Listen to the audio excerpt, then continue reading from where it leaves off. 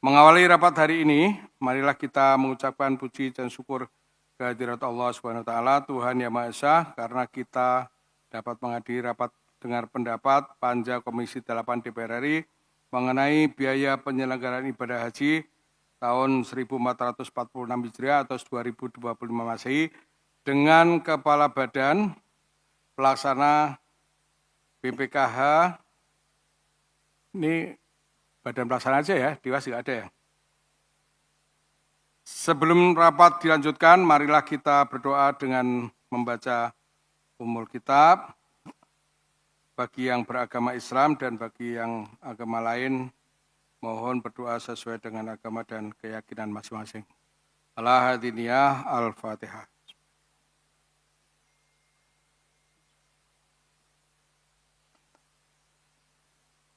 Sesuai dengan jadwal acara rapat DPR RI masa persidangan 1 tahun sidang 2024-2025 yang telah diputuskan dalam rapat konsultasi pengganti rapat Badan Musyawarah DPR RI antara pimpinan DPR RI dan pimpinan fraksi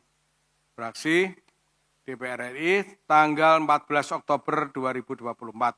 Dan hasil keputusan rapat internal Komisi 8 DPR RI tanggal 23 Oktober 2024, serta sesuai hasil keputusan rapat internal Panja Komisi 8 DPR RI mengenai biaya haji tahun 1446 Hijriah atau 2025 Masehi, tanggal 30 Desember 2024, maka pada hari ini, Jumat tanggal 3 Januari 2025, Panja Komisi 8 DPR RI mengenai biaya haji tahun 1446 Hijriah atau 2025 Masehi akan menyelenggarakan rapat dengan agenda masukan terhadap komponen biaya penyelenggaraan ibadah haji tahun 1446 Hijriah atau 2025 Masehi. Sesuai dengan rapat Panja, sejak disusun adalah satu kesatuan rapat selanjutnya dan rapat hari ini kami nyatakan untuk dibuka. Acara rapat hari ini agendanya adalah pengantar ketua rapat, pembahasan komponen biaya haji, kesimpulan dan penutup. Apakah acara dapat disetujui?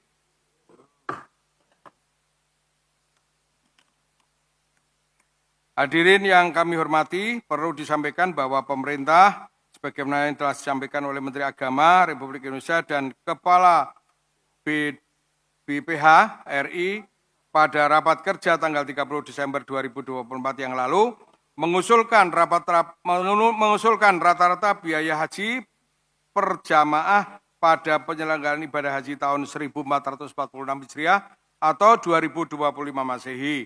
Usulan rata-rata besaran BP tersebut masih membutuhkan pembahasan lebih lanjut, sehingga dapat dilakukan rasionalisasi dan penurunan agar biaya haji tahun 1446 Hijriah atau 2025 Masehi terjangkau bagi jamaah haji dan dapat mendukung pemberian pembinaan, perlindungan, dan pelayanan yang maksimal dan berkualitas baik kepada para calon jamaah haji. Perlu juga disampaikan bahwa Panja Komisi 8 DPR RI juga telah melakukan telaah terhadap usulan besaran biaya haji 1446 Hijriah atau 2025 Masehi. Usulan rata-rata BP dari pemerintah dapat disandingkan dengan hasil telaah Panja Komisi 8 DPR RI yang menemukan bahwa rata-rata BP per jamaah tahun 1446 Hijriah atau 2025 Masehi dapat dirasionalisasi.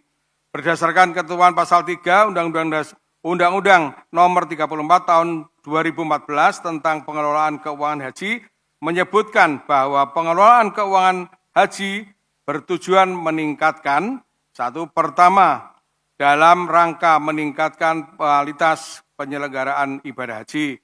Kedua, untuk melakukan meningkatkan rasionalitas dan efisiensi penggunaan BP. Dan yang ketiga, meningkatkan manfaat bagi kemaslahatan umat Islam. Selanjutnya pasal 47 ayat 1 menyebutkan bahwa BPKH wajib mengelola dan menyediakan keuangan haji yang setara dengan kebutuhan 2 kali biaya penyelenggaraan ibadah haji. Dalam melaksanakan tugas dan fungsi tersebut, BPKH berkewajiban mengelola keuangan haji secara transparan dan akuntabel untuk sebesar-besarnya kepentingan jamaah haji dan kemaslahatan umat Islam. Setelah mencermati dalam dokumen tertulis BPKH, Panja Komisi 8 DPR RI memberikan perhatian bahwa ternyata penerimaan dan alokasi nilai manfaat tahun 2024 sebesar 11,52 triliun. Benar ya, Ketua ya? Sementara target penerimaan pada saat paparan tanggal 27 November 2023 sebesar 11,515 triliun. Artinya target capaian nilai manfaat tidak terpenuhi. Benar enggak? Ini nanti jelaskan ya. Selanjutnya bila mencermati proyeksi keuangan BPKH tahun 2025 menyatakan bahwa proyeksinya sebesar 11,50 triliun. Ini artinya justru penurunan dibandingkan dengan capaian 2024 sebesar 11,52 triliun. Berdasarkan data tersebut, Panja Komisi 8 DPR RI mendesak kepada BPKH bersungguh-sungguh dan serius dalam pencapaian target kerjanya. Hal ini penting karena biaya operasional BPKH terus meningkat, namun justru target kinerjanya menurun. Nah ini gimana ini Pak? Sementara biaya penyelenggaraan ibadah haji terus meningkat, yang diharapkan diikuti dengan peningkatan kinerja BPKH. Oleh karena itu, dalam rapat hari ini, Panja Komisi 8 DPR RI mendesak BPKH terkait dengan persentase komposisi BP 1446 Hijriah atau 2025 Masehi antara memberikan penjelasan secara rinci dukungan biaya haji yang bersumber dari BP ya, dan nilai manfaat. Mengingat BPKH sebagai pengelola keuangan haji, BPKH mengetahui secara detail ketersediaan nilai manfaat yang dapat dipergunakan pada penyelenggaraan ibadah haji tahun 1446 Hijriah atau 2025 Masehi. Apabila nilai manfaat tersebut di BPKH memadai, maka akan meringankan beban para calon jamaah haji. Pimpinan dan anggota Panja yang terhormat, demikianlah pengantar yang dapat kami sampaikan. Selanjutnya sesuai dengan acara yang disepakati, kami persilakan kepada BPKH untuk menyampaikan penjelasannya. Saya mohon untuk Kepala dilanjutkan untuk memberikan penjelasan. Waktu dan tempat kami persilakan. Pimpinan. Apalagi? Bukan, dikasih waktu dulu sampai jam berapa. Oh, oke. Ya, terima kasih. Aku baik loh ini. Iya, terima kasih diingatkan ini. Ini sudah jam 5.20 ya. Yang benar tuh sana, tidak sana. Ya, yang benar sana. 20 kita nanti break, kalau selesai break jam 6 kita membahas masalah haji enggak sholat ya. Jadi kemarin ada salah sedikit. Jam 6 kita break, selanjutnya 10 menit ya. Atau jam 6:15 ya, isoma ya. 1/4 jam kita isoma, selanjutnya kita lanjut sampai subuh ya. Demikian, terima kasih. Waktu dan tempat kami persilakan. Baik, bismillahirrahmanirrahim. Assalamualaikum warahmatullahi wabarakatuh. Salam sejahtera buat kita semua. Yang kami hormati dan kami muliakan Ketua Panja BPIH dan pimpinan, dan seluruh anggota Komisi 8 DPR RI yang kami muliakan, yang kami hormati anggota Badan Pelaksana BPKH dan jajaran yang mendampingi. Puji dan syukur pada Allah Subhanahu wa taala, hari ini kita masih dapat diberikan kesehatan untuk membahas terkait dengan kinerja keuangan BPKH untuk tahun 2024 dan kesiapan dari BPKH dan dana haji untuk pelaksanaan penyelenggaraan ibadah haji di tahun 2025. Izin kami sampaikan, berikut adalah paparan yang akan kami sampaikan terkait dengan kinerja keuangan BPKH di tahun 2024.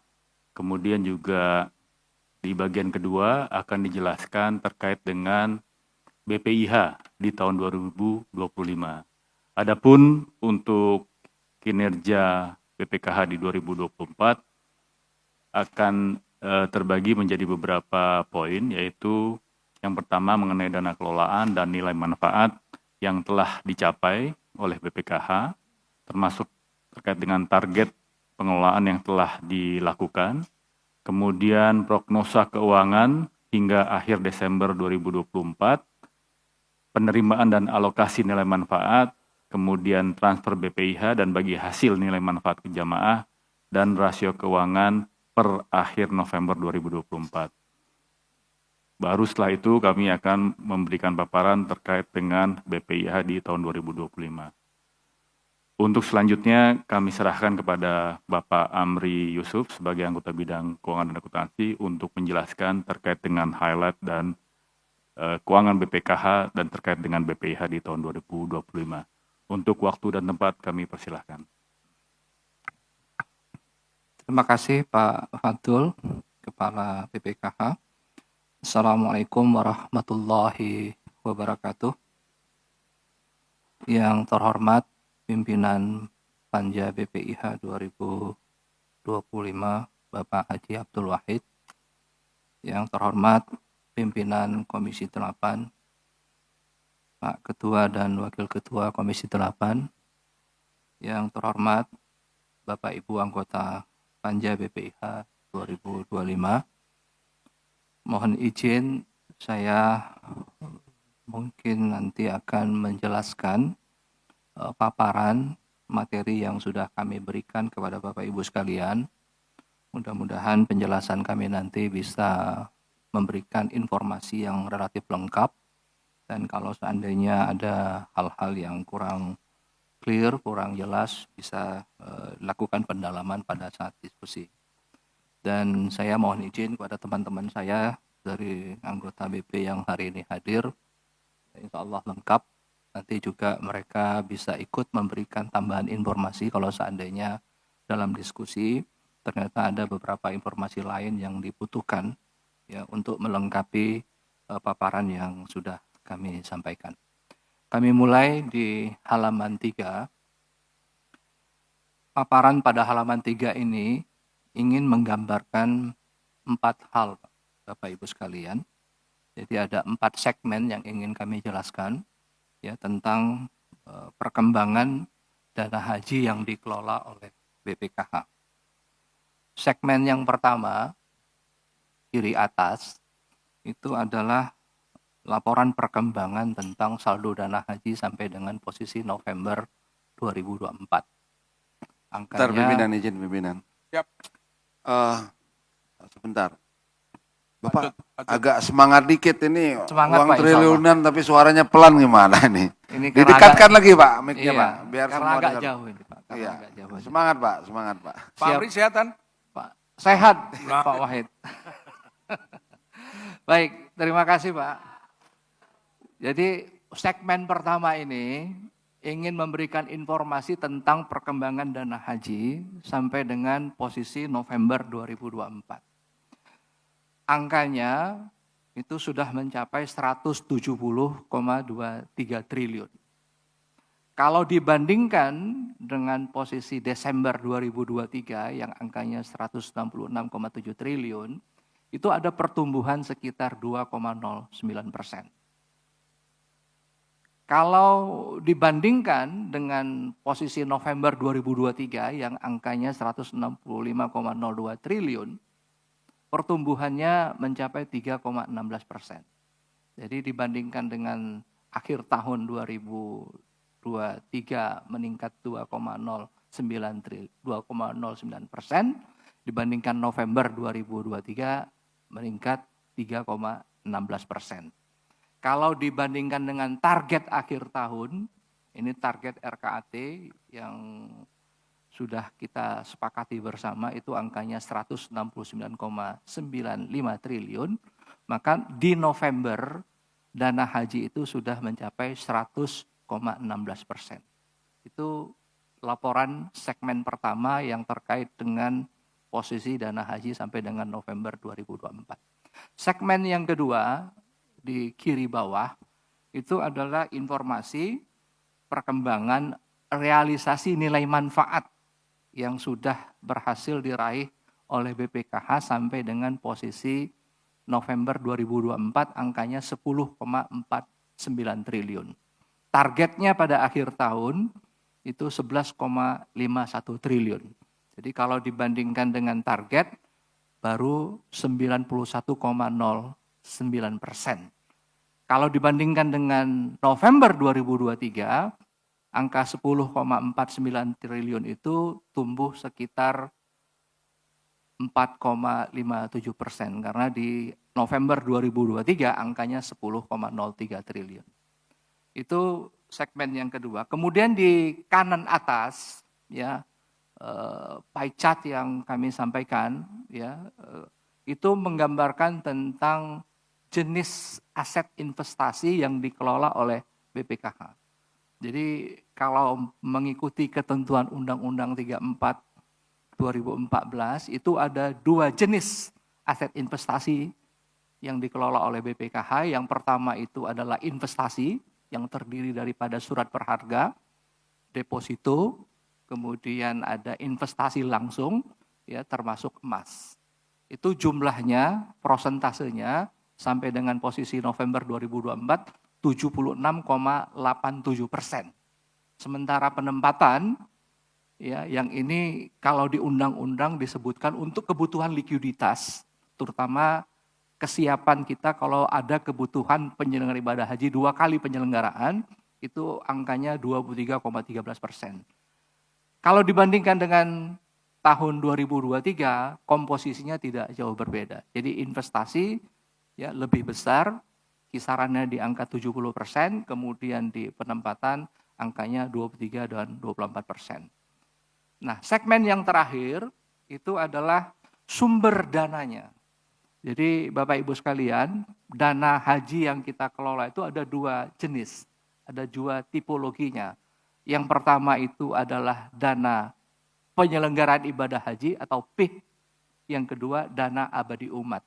Kalau dana haji, semua hasil investasinya didedikasikan, diperuntukkan untuk kepentingan penyelenggaraan ibadah haji.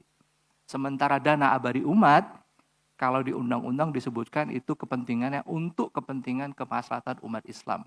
Jadi lihat komposisinya untuk November 2024, secara nominal dana PIH itu ada 166,36 triliun, kemudian dana abadi umat sekitar 3,87 triliun atau 2,27%.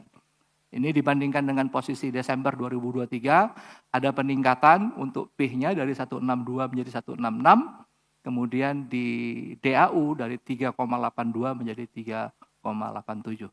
Ini adalah laporan perkembangan dana kelolaan yang dikelola oleh BPKH, baik dana haji maupun dana abadi umat.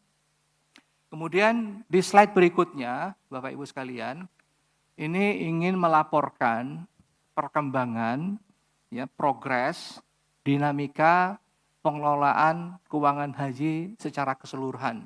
Dari awal BPKH diberikan amanah mengelola dana haji sampai dengan posisi November 2024.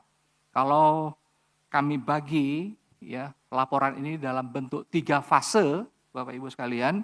Jadi fase yang pertama itu kita menyebutnya fase sebelum COVID atau pra-COVID. Dana haji yang diterima oleh BPKH waktu itu, warisan dari Kementerian Agama, sebenarnya itu 99,04 triliun. Itu kita terima di awal tahun 2018. 99,04, di bawah itu ada catatannya, Bu, di bawah, paling bawah. Jadi dana haji yang kita terima pada tahun 2018 awal, ya, dari Kementerian Agama itu adalah 99,04. Pada akhir tahun 2018 itu menjadi 112,35 triliun. Jadi ada peningkatan sekitar kurang lebih 13,31 triliun. Itu berasal dari dua sumber, Bapak Ibu sekalian. Yang pertama dari nilai manfaat, kemudian yang kedua dari setoran awal, yang kalau kita lihat datanya itu di 2018 dan 2019, jumlah pendaftar haji yang baru itu mencapai kurang lebih 748.000 orang.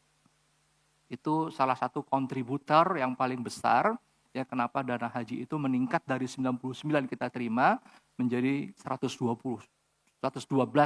di tahun 2018 dan 124 di tahun 2029. Itu adalah dana haji fase pertama yang kita kelola.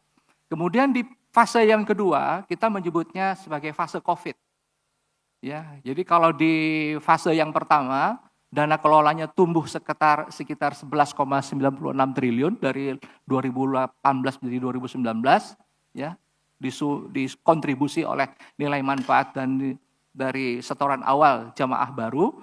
Kalau di tahun 2020-2021 itu meningkatnya signifikan. Kenapa? Karena memang di tahun 2020-2021 tidak ada penyelenggaraan ibadah haji. Jadi dananya meningkat tajam dari 124 menjadi 144 di tahun 2020, kemudian melonjak lagi 158 di tahun 2021. Peningkatannya tumbuhnya sekitar 34,47 triliun. Nah, ini faktor penyebabnya, Bapak Ibu sekalian, karena memang tidak ada penyelenggaraan ibadah haji. Kemudian meskipun COVID, ya, jumlah pendaftar haji yang baru itu setengah dari pendaftar haji yang terjadi di tahun 2018 dan tahun 2019. Nah, itu fase yang kedua. Fase yang ketiga, kami menyebutnya fase pasca COVID. Ya, ini yang menggambarkan kenapa kemudian pertumbuhan asetnya agak flat. Tahun 2022 itu tumbuhnya, Bapak Ibu sekalian, sampai dengan tahun 2024 itu rata-rata tumbuhnya hanya 3-4 triliun, Pak.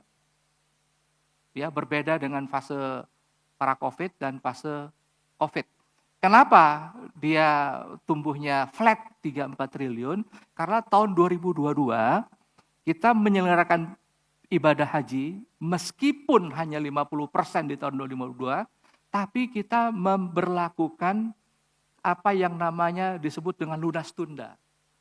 Jadi jamaah haji itu hanya bayar 40%, ya, BP, 60%-nya kita berikan dalam bentuk subsidi. Mereka sudah lunas 25 dan 35 juta, hanya itu yang mereka bayarkan. Ya, selisihnya karena BPIH-nya waktu itu sangat tinggi, yang mencapai 98 juta, itu disubsidi oleh BPKH yang per orangnya rata-rata mendapat kurang lebih 60 juta. Nah, jadi sebenarnya di tahun 2022 itu kita membayar hutang sebenarnya. Ada kewajiban yang tidak bisa kita tunaikan di tahun 2020-2021 karena tidak ada ibadah haji, maka kemudian tahun 2022 ya jamaah yang bisa berangkat waktu itu hanya 50% diizinkan oleh Kementerian Arab Saudi, kita bayarkan, kita support ya dalam bentuk nilai manfaat yang cukup signifikan. 2023 juga sama. Ya, BPIH-nya turun ya menjadi sekitar 90 juta. Tapi 50% dari jamaah yang berangkat tahun 2023 dari 221 jamaah yang berangkat itu termasuk kategori jemaah lunas tunda. Jadi ada kewajiban yang belum kita selesaikan ya dari jamaah haji yang sudah terdaftar di 2020 dan 2021, kemudian mereka diberangkatkan di tahun 2023, maka kepada mereka juga kemudian itu diberikan subsidi yang cukup besar, identik subsidinya seperti mereka yang berangkat di tahun 2022. Jadi 2023 itu Bapak Ibu sekalian ada 2 kategori jemaah itu. Jadi kategori jemaah yang membayar sesuai dengan putusan panja di tahun 2023, ada tambahan yang mereka harus lakukan, komposisinya waktu itu 55-45, tapi ada 50% jamaah yang mereka hanya bayar 40%, subsidinya 60%. Nah itu yang menjelaskan kenapa kemudian di tahun 2023 dan 2024 perkembangan dana haji itu flat. Karena pengeluarannya itu relatif lebih besar dari penerimaannya.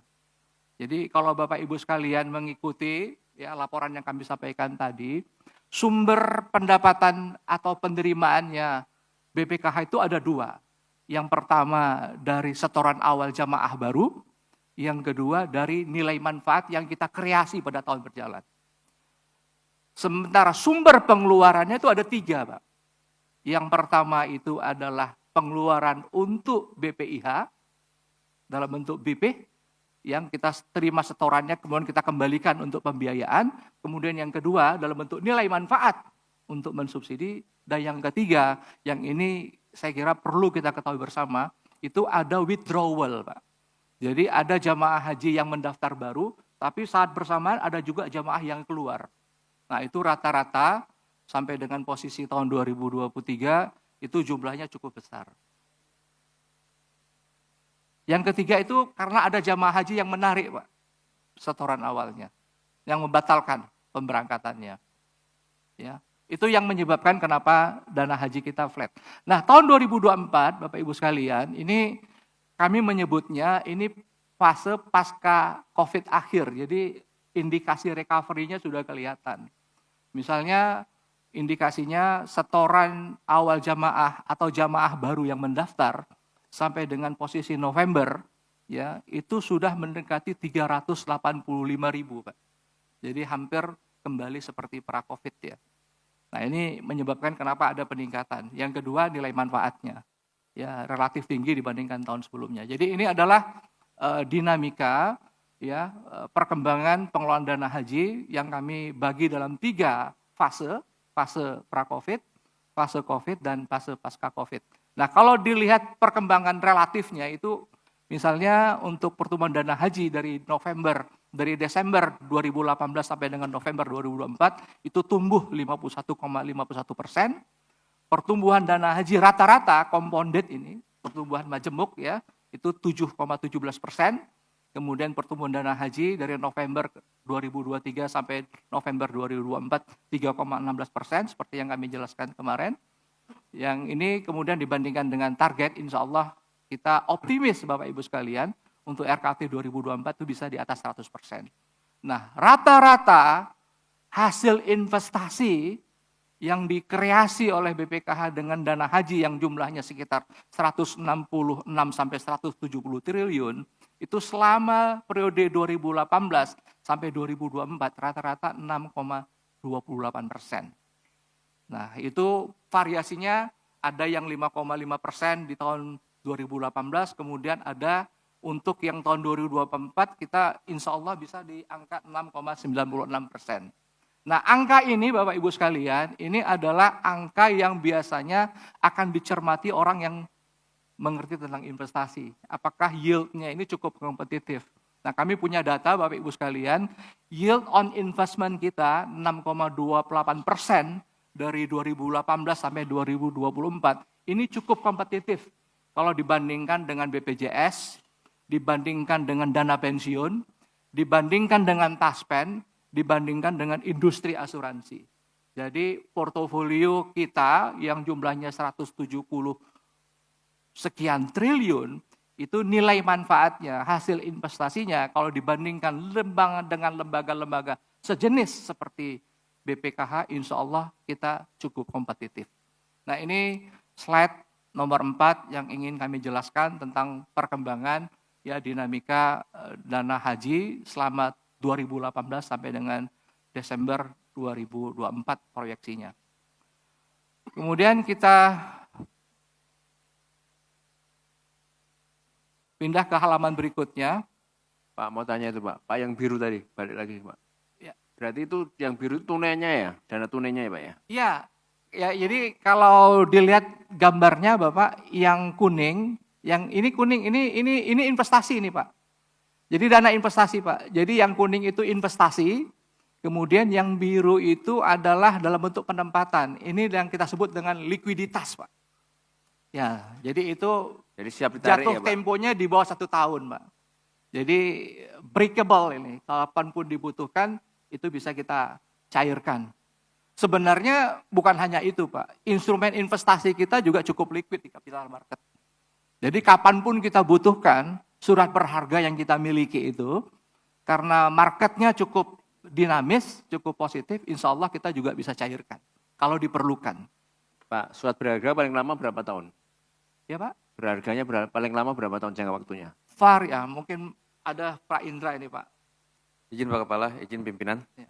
menambahkan Pak Amri. Makasih. Ya. Jadi kami menyesuaikan Pak, antrian itu kan kalau rata-rata dari 5,4 juta dibagi 221 ribu kuota normal, itu kira-kira 24, sekian tahun.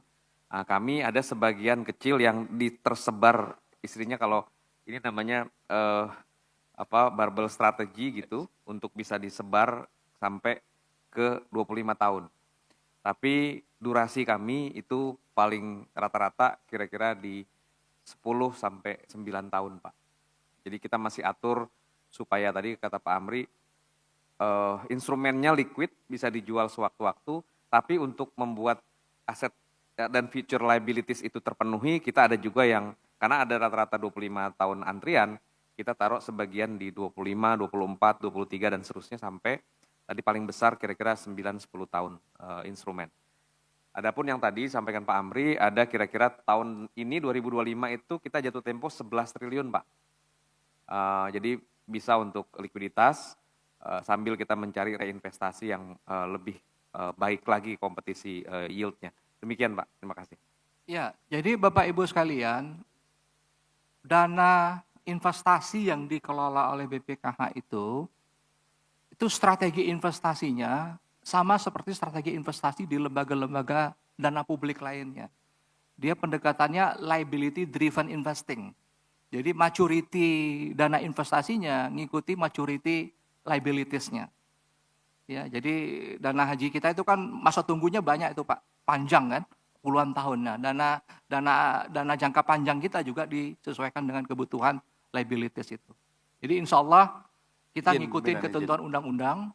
Sebentar ya, saya salah dikit ya. Untuk sumber dananya kan ada 2. Dari pendaftar sampai investasi. Nah, sekarang total pendaftar itu sudah berapa juta? Ya, kalau jumlah jamaah haji yang terdaftar di kita sekarang sekitar 5,4 juta. 5,6 Pak, 5,6 ya. 5,6 juta ya. 5,6 juta Pak. Oke. Itu sudah dihitung dengan kemungkinan Iya, berangkatnya. antrian tadi ya? Antriannya Pak, betul. Karena kan ini juga, mohon izin Pak Ketua, ini juga kita menghitung kemungkinan kalau kita tidak bisa profitable dalam investasi, itu bisa kolaps. Betul. Ya, Betul. ini harus dihitung betul maksud saya. Betul Pak. Ya, kalau salah dalam prediksi investasi atau ini bisa manfaatnya tuh bisa macet. Betul Pak. Iya. Ya, itu ini Pak Ketua, ini buat kita tahu ini ya. Betul Pak Itu Abidin. harus dipikirkan betul itu. Betul Ya. Pak. Ya, lanjut Ya. silakan. Terima kasih Pak. Jadi seperti yang saya sampaikan tadi Bapak Ibu sekalian, karena strateginya itu adalah liability driven investing, karena ini karakteristik dana publik, ya. Makanya di undang-undang Bapak Ibu sekalian, kami dikasihkan koridor itu untuk melakukan investasi. Yang pertama itu harus aman, harus hati-hati, harus liquid, resiko rendah Pak. Jadi itu dalam pasal-pasal di Undang-Undang 34 itu adalah koridor ya bagi kami untuk memilih instrumen investasi, Pak. Jadi memang tidak bisa sembarangan, nggak boleh ugal-ugalan juga. Ya, beda dengan lembaga-lembaga investasi lainnya gitu. Karena itu nasabahnya para investor, Pak. Kalau ini kan para jemaah yang niatnya mau naik haji. Jadi memang harus agak konservatif, harus agak hati-hati. Kita ingin memastikan dana haji itu aman dalam jangka panjang. Kami lanjut, Pak ya. Oke. Terima kasih Bapak Ibu sekalian. Kami lanjut ke slide berikutnya. Ini adalah laporan ya operasional prognosa ya BPKH atau laporan operasional keuangan haji sampai dengan Desember Pak, 2024. Jadi untuk penerimaan nilai manfaat atau hasil investasi seperti saya sampaikan tadi ini akan mencapai 11,5 triliun. BPIH, nilai manfaat yang kita gunakan untuk BPIH tahun 2024 kemarin 7,5 yang terpakai, kemudian operasional BPKH 476 miliar, kemudian bagi hasil dalam bentuk nilai manfaat virtual yang kita bagikan untuk yang waiting list ini Pak. Jadi kalau nanti di slide berikutnya akan kami sampaikan, di waiting list itu sekitar 2,3 triliun yang kita bagi untuk jamaah yang jumlahnya sekitar 5,6 sekarang. Kemudian ada penyaluran kemaslahatan sebesar 239 miliar. Jadi operasional kita pada akhir tahun Bapak Ibu sekalian, net operasional kita ini kita perkirakan akan surplus di angka 991 miliar atau mendekati 1 triliun. Ini prognosa ya laporan operasional keuangan haji. Ya, jadi insya Allah akan sampai dengan 1 triliun. Nah, ada slide yang agak penting. Pelan-pelan dulu di sini, pelan-pelan dulu. Di rapat tanggal 24 September 2024, itu juga Kepala ya Pak Fadlul Ibansa ya, juga tanda tangan. Kemudian itu nilai manfaat ya, ini kan sudah penerimaan nilai manfaat 11,5. Di rapat tanggal 24 September itu 12,89 triliun. Itu 2025 Pak, nanti kami jelaskan Pak di belakang. Itu RKP Ya. 2025 Pak ya. Ya, Untuk tahun ini yang kami laporkan 2024 Pak. Oke. 2024 ini Pak. Ya, ini slide ini ingin melaporkan perkembangan laporan operasional keuangan haji sampai dengan Desember 2024 Pak. Oke, lanjut. Ya, jadi net operasionalnya surplus ya 991 miliar. Ini agak beda dengan tahun 2023 yang waktu itu sempat agak ada polemik kan, sekitar 1,2 triliun defisitnya karena memang kita ada kewajiban untuk mensupport lunas tunda waktu itu. Ya, yang jumlahnya 50%. Nah, ini slide ini Bapak Ibu sekalian, ini ingin sedikit menjelaskan, slide berikutnya halaman 6. Ya, ini adalah perkembangan ya dana kelolaan BPKH yang terkait dengan hasil investasi atau nilai manfaat dari tahun ke tahun. Jadi pada tahun 2018 ketika BPKH pertama kali beroperasi itu dapat sekitar 5,7 triliun dari nilai manfaat. Kemudian di tahun 2019 naik menjadi 7,3, 2020 7,4 dan seterusnya meningkat. Sampai kemudian di Desember nanti kita perkirakan 11,5. Nah, total nilai manfaat yang sudah dikreasi BPKH selama berdiri itu adalah 67,12 triliun Bapak Ibu sekalian. Totalnya dari 2018 sampai dengan 2024 Desember. Ya, proyeksinya mendekati angka RKT 67,2 triliun. Nah, nilai manfaat ini selama ini secara historical sejak tahun 2018 BPKH berdiri, itu distribusinya kita bagi dalam 2 kelompok, Pak. 2 kelompok jemaah. Kelompok jemaah yang pertama mendapatkan distribusi itu adalah jemaah yang berangkat dalam bentuk dukungan BPIH yang jumlahnya 2018 sampai dengan 2024 itu mencapai 33,6 triliun. Jadi 33,6 triliun ini adalah nilai manfaat yang kita gunakan untuk mendukung jamaah haji yang berangkat dari tahun 2018 sampai tahun 2024. Yang kalau kita anggap itu rata-rata, kita abaikan 2020-2021, itu setiap berangkat itu adalah 200.000 orang, itu artinya 1 juta. Kalau 1 juta, 33,6 triliun itu dibagi, itu artinya per orang dapat sekitar 33 juta, Pak. Per orang, buat jamaah yang berangkat yang jumlahnya rata-rata per tahun 241.000. Nah, kelompok yang kedua, ini adalah kelompok yang jamaah menunggu. Yang mereka belum berangkat karena belum waktunya berangkat. Itu alokasinya yang kita berikan dari 67,12 itu adalah 13,9 triliun. Jadi kalau dilihat persentasenya, buat jamaah berangkat dapat 52,79% dari total nilai manfaat, sementara buat jamaah tunggu itu hanya mendapatkan 21,84%. Rata-rata, Pak.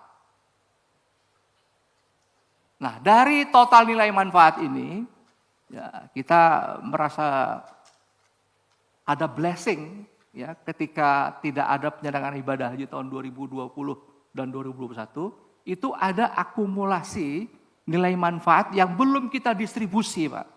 Yang ini kita catatkan sebagai aset netonya di BPKH. Jumlahnya sekitar 16,8 triliun. Jadi ini sebenarnya 16,84 triliun ini adalah milik jamaah yang belum kita putuskan apakah akan didistribusikan untuk jamaah seluruhnya yang menunggu atau ini kita gunakan tetap sebagai aset neto.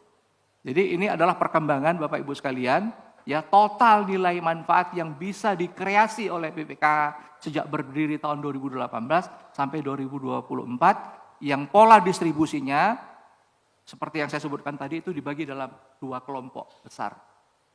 Nah, kalau dilihat Bapak Ibu sekalian distribusinya, kita lihat ke halaman berikutnya. Ini mohon maaf kami agak menjelaskan sedikit detail ini Bapak Ibu sekalian. Jadi kalau yang transfer BPIH ke Kementerian Agama itu kita bagi 2 tadi. Ada 1 untuk yang jamaah berangkat yang 33,6 triliun itu rata-ratanya tadi kita sudah lihat tahun 2018 ada 6,5 triliun, 2019 ada 6,82 triliun, 2022 5,26 triliun, 2023 7,46 triliun, dan 2024 7,5 triliun. Ini kalau dibandingkan ya distribusi yang kita lakukan per tahun dengan 2 kelompok yang kami sebutkan tadi, itu kelihatan jauh sekali disparitasnya. Jadi ini yang disebut dengan proporsionalitas pembagian distribusi nilai manfaat di antara 2 kelompok.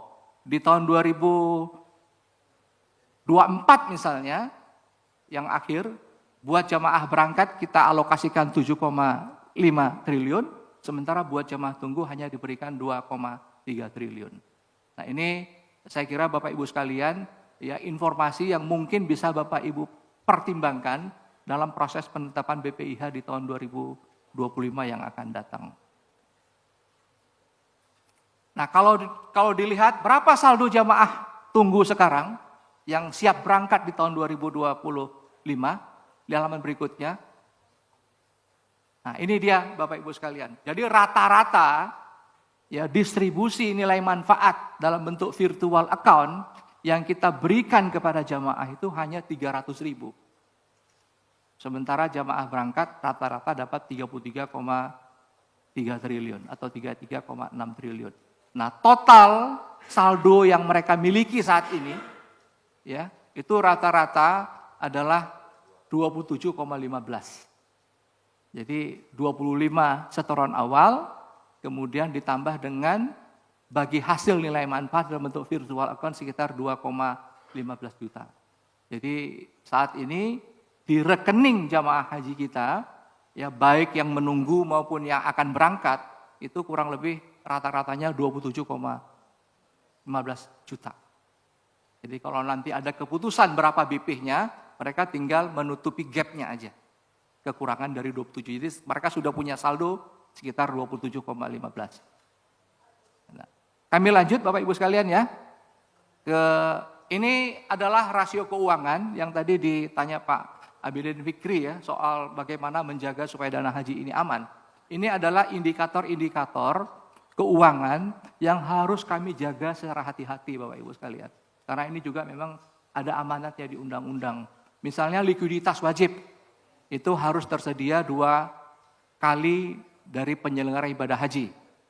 Saat ini kita punya likuiditasnya sekitar 2,13 kali. Jadi lebih baik ya, mendekati ketentuan undang-undang.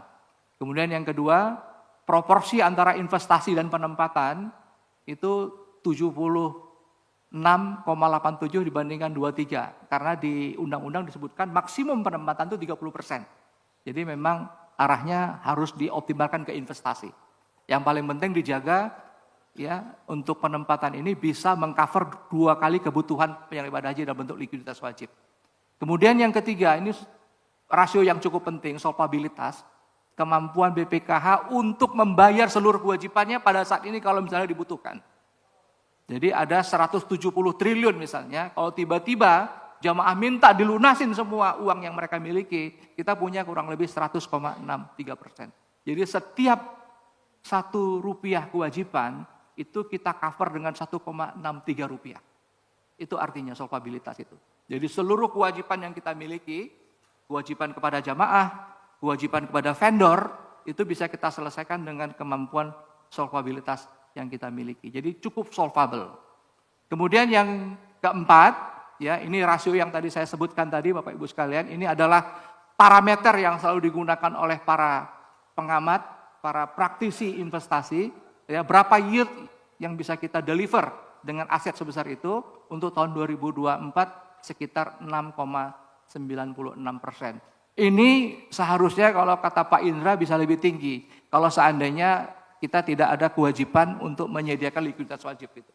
Karena investasinya bisa dioptimalkan Pak. Tapi ini kan kita harus jaga karena undang-undang mengatakan begitu. Jadi 6,96% ini Bapak Ibu sekalian nanti bisa dicek di lembaga-lembaga lain. Di dana pensiun, di Taspen, kami punya datanya, ya di LPS, di BPJS, ya saya punya datanya, ini relatif cukup kompetitif, gitu, 6,96%, apalagi dalam era rezim suku bunga rendah. Kemudian yang terakhir, ini terkait dengan efisiensi, cost to income ratio, ini adalah dana operasional yang diberikan kepada BPKH untuk mengelola BPKH, untuk kebutuhan bayar karyawan, untuk kebutuhan aktivitas perkantoran.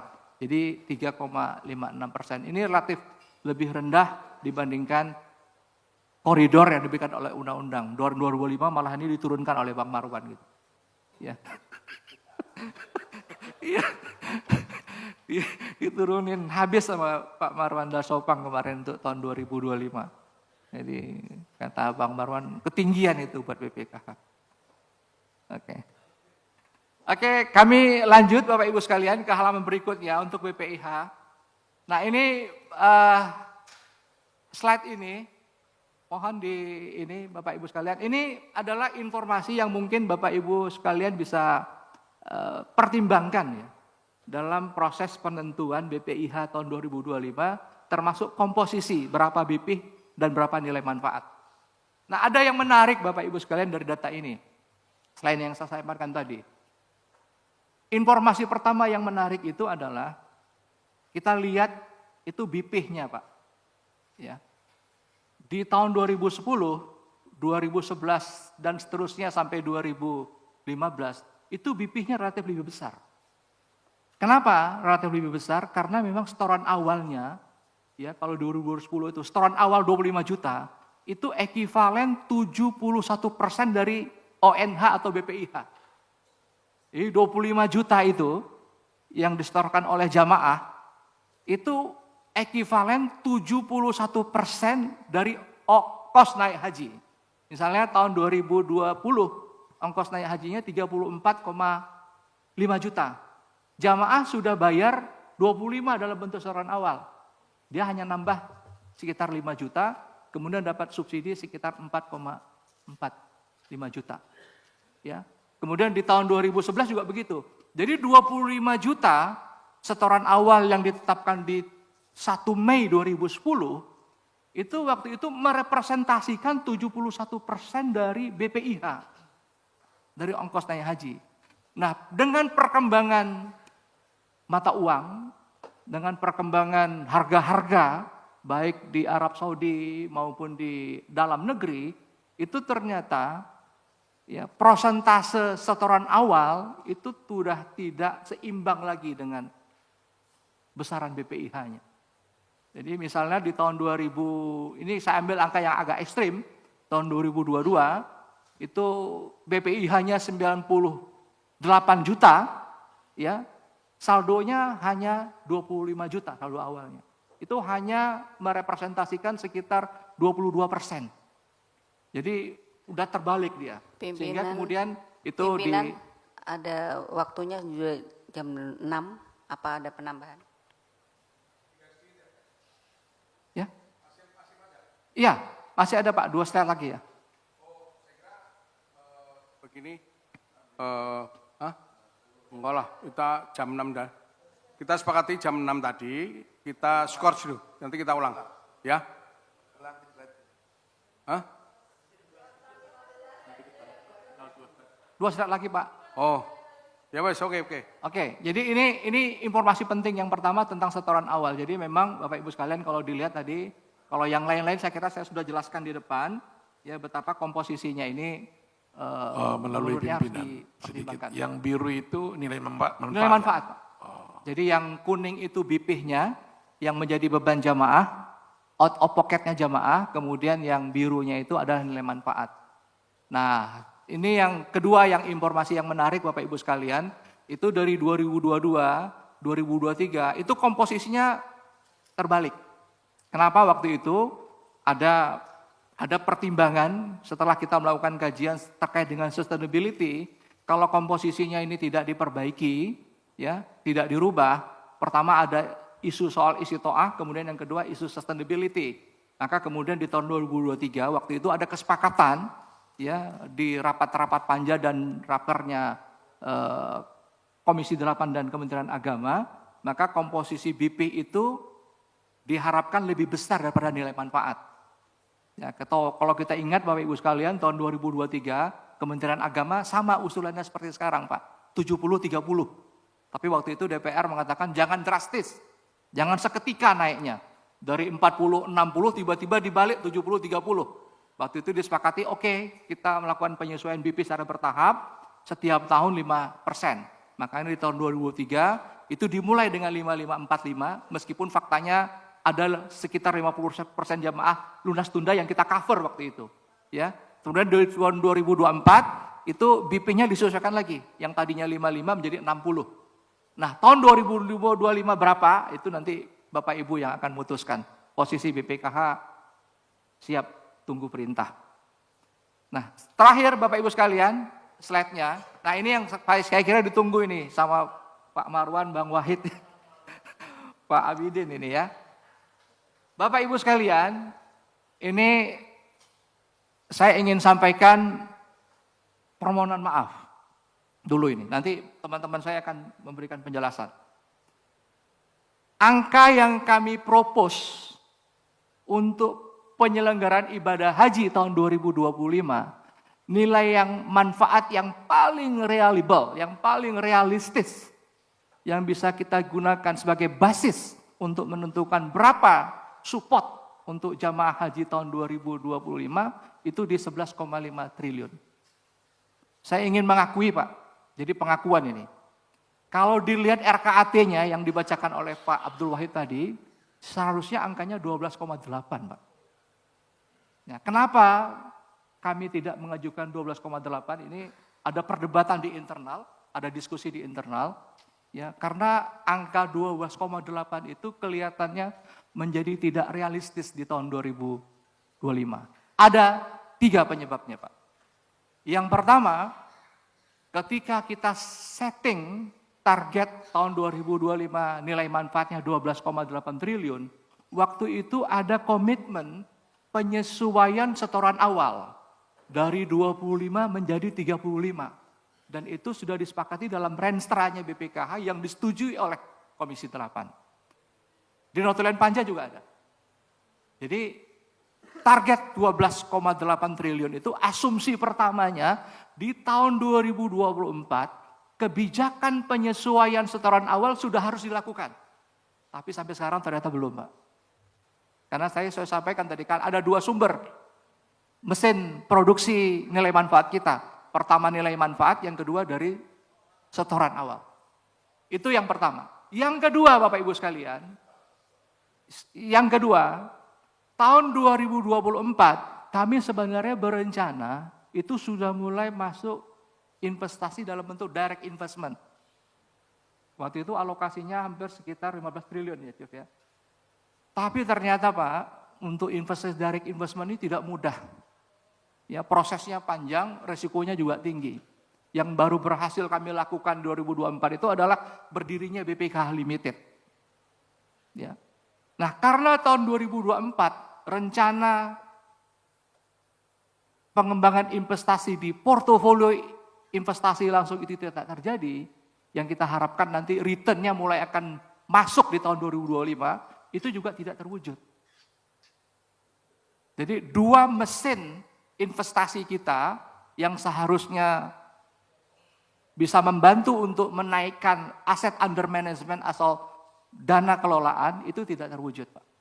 Itu yang kedua. Kemudian yang ketiga, Bapak Ibu sekalian, ini nanti Pak Hari bisa bantu.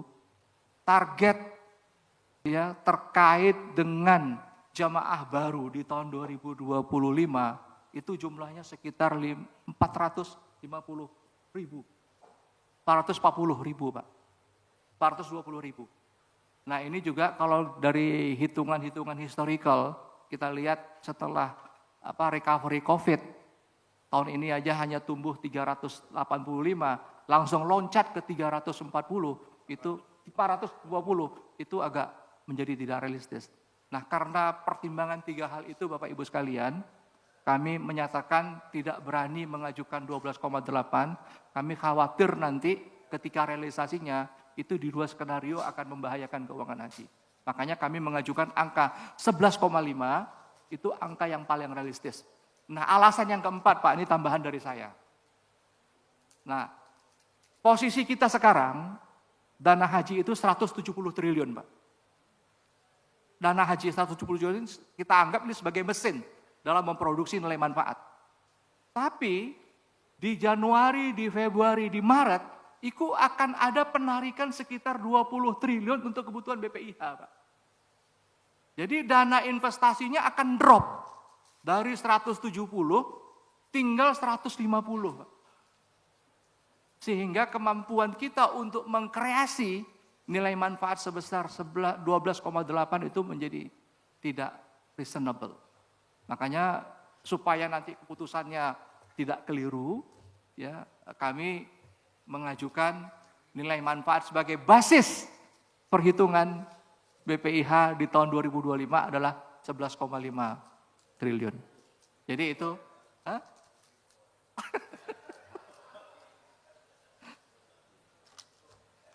kripto.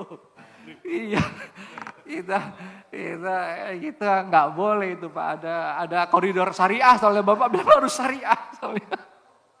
Iya. Oke, nah jadi Bapak Ibu sekalian kesimpulannya, yang pertama laporan operasional kita positif karena ini sesuai dengan kebijakan yang disepakati dengan Komisi 8 untuk menjaga sustainability dana haji. Kemudian proyeksi nilai manfaat seperti yang saya sampaikan tadi dari 11,5 ini, yang tadi di halaman berikutnya, tadi halaman sebelumnya, dari 11,5 itu, ini yang saya kira kemarin sudah diputuskan 4,4 ya Pak Marwan ya. 4,4, nah saya nggak tahu apakah ini tetap 4,4 atau kemudian Panja punya pertimbangan lain untuk mengoreksi ini.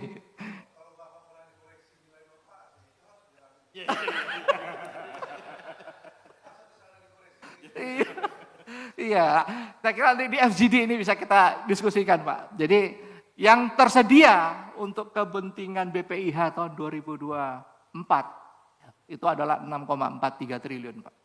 Ya, itu nilai manfaat dana haji yang bisa kita siapkan ready Pak untuk dipakai, ya digunakan. Iya. Jadi 6,43 triliun. Berapa komposisinya, ya berapa subsidinya, saya kira nanti kita harus bikinkan simulasi Pak, nggak di sini. Kan simulasinya mungkin harus ada diskusi FGD kali ya. Karena kami sudah siapkan Pak, nanti Pak Fadul bisa jelaskan. Skenario kami Pak, ada 3. Ya, skenario yang pertama, ngikutin skenarionya Kementerian Agama, 70-30.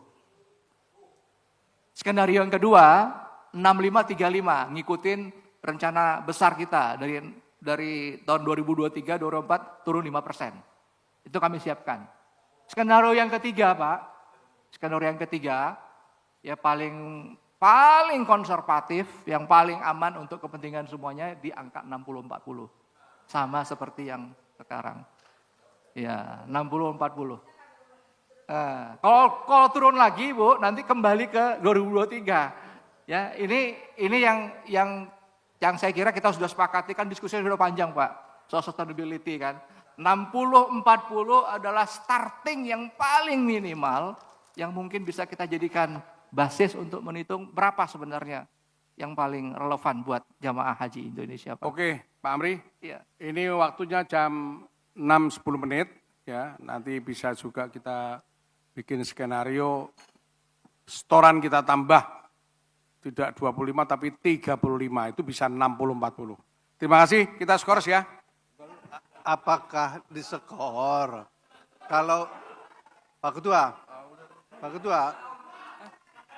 kalau FGD besok, FGD saja dong, ngapain lagi kita? Oke, FGD saja. FGD saja ya. Kita cukupkan aja. Oke, kalau gitu. Izin pimpinan. Gimana? Saya kira ini kan sudah agak tenang nih ya. Tapi satu, ini kan opini dari Dewas kan belum. Nah besok mohon dengan Dewas BPKH. Ya. Nanti kita Pak Ketua yang manggil. Ya, enggak maksudnya kita panja yang FGD kita undang termasuk Dewas ya. Ya. Saya kira begitu. Terima kasih ya. Kita kita selesaikan hari ini. Ini mau ditutup ya. Pak ya? Hah? Mau ditutup Pak? Hah? Mau ditutup ini? Iya. Boleh nggak satu lagi Pak? Yang belum, ini penting Pak. Boleh nggak Pak? Pak Wahid, sebelum ditutup Pak. Jangan panjang-panjang, ini mahriban ya. Enggak. Jadi kami punya rekomendasi Pak, di poin nomor 5 tadi. Kan di Kementerian Agama dan Bapak-Bapak ketika membahas BPIH 2025, itu ada satu asumsi yang menurut kami ini mohon dipertimbangkan usulan kami. Itu asumsi terkait dengan falas Pak, kurs. Ya, kurs. Kan kalau nanti itu ditetapkan, maka kemudian penetapan kurs falasnya kan juga dimasukkan dalam putusan panja. Nah kami mengusulkan Pak, yang pertama kalau bisa kursnya itu ada interval Pak. Jadi 16.000, ada range ya, ada range. Jadi 16.000 sebagai batas bawah, basis perhitungan untuk BPIH 2025 yang digunakan oleh Kementerian Agama. Kemudian ada range-nya sampai 16.300. Jadi ini koridor buat kami untuk kurs transaksi Pak. Jadi ada kurs pagu, asumsi untuk perhitungan BPIH, kemudian ada 300, ya intervalnya, range-nya dari 16.000, 16.300, itu untuk mengantisipasi karena proses lelang falasnya itu kita lakukan secara bertahap Pak. Sekarang aja misalnya kurs penutupan hari ini udah 16.300 Pak. Jadi gini Pak Amri, karena ini APBN kita tuh 16.000 Pak. Ini pedoman kita.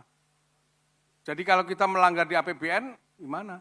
Enggak, kalau untuk yang itu enggak ada masalah Pak. Yang paling penting ini Pak, kalau bisa, ya yang paling penting begini, kalau misalnya kami belanja, lakukan lelang falas, yang kemudian angkanya tidak sesuai atau di atas asumsi, kami bisa bersepakat dengan Kementerian Agama sebagai pengguna anggaran, itu untuk mengatur koridor kenaikan eskalasinya Pak.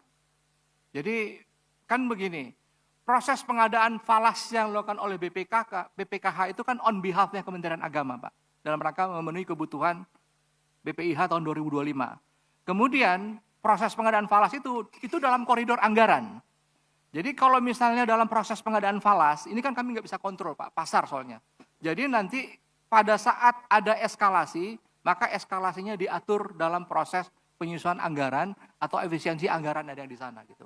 Tapi begini Pak Amri, begini, ini kan kelakuan nih. Tadi sudah disebutkan di sini tentang biaya pemeriksaan kesehatan. Oleh Kemenkes mengedarkan ke kabupaten-kabupaten, padahal ini sudah berjalan. Jadi rentang biaya ini dari pokoknya titiknya 1 juta, paling mahal. Begitu edaran ini terjadi, yang tadinya 700 langsung semua menetapkan 1 juta. Kalau kita kasih rentang, saya khawatir bapak-bapak nanti mengambil rentang paling tinggi itu. Ini kelakuan loh. Bukan di bapak kelakuan itu, tapi di sana. Nah, Ya, izin. Saya kira nanti di FGD aja Iya, Pak, ini nanti hanya kita- hanya informasi tetap aja. di Pak. FGD, tapi begini, saya malah begini. Kepingin tidak membicarakan kurs. Karena kami berharap BPKH sudah punya yang namanya valuta asing, baik SAR maupun dolar. Karena di pertemuan September yang lalu, kita sudah memberi poin kepada BPKH untuk melakukan proses pengadaan valuta asing. Karena ini selalu, kalau sudah ada uang, kasihkan aja dolar itu semuanya. Nah, nanti kita di FJD kami tanya, yang sekarang berapa yang ada? Dolarnya, berapa SAR yang ada? Jangan lagi dihitung semua, orang sudah ada kok.